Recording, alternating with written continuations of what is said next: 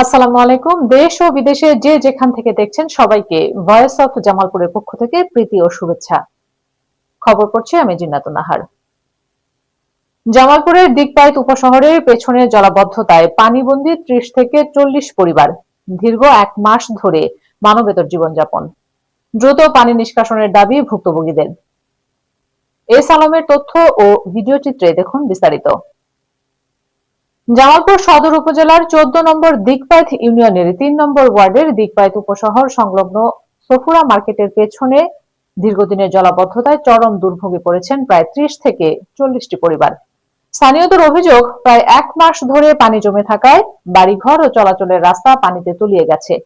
ফলে নারী, শিশু ও বয়স্কদের নিয়ে মানবেতর জীবনযাপন করছেন তারা।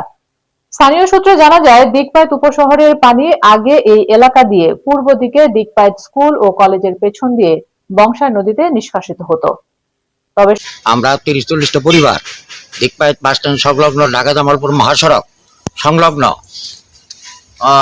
বাস স্ট্যান্ডের এই সড়কের পানি পুরাটাই আমার বাড়ির এই হ্যাঁ এখন দিয়েছি।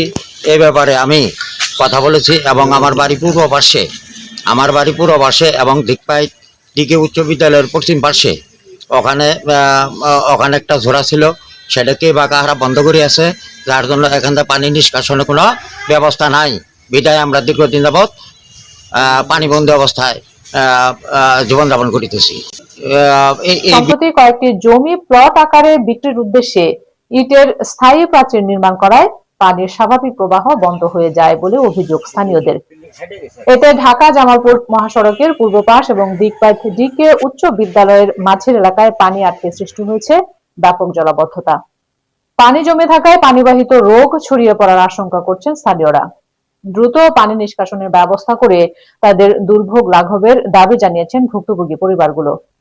এ বিষয়ে দিকপাইত ইউনিয়ন পরিষদের সচিব আসাদুজ্জামান জানান, বিষয়টি তিনি অবগত আছেন।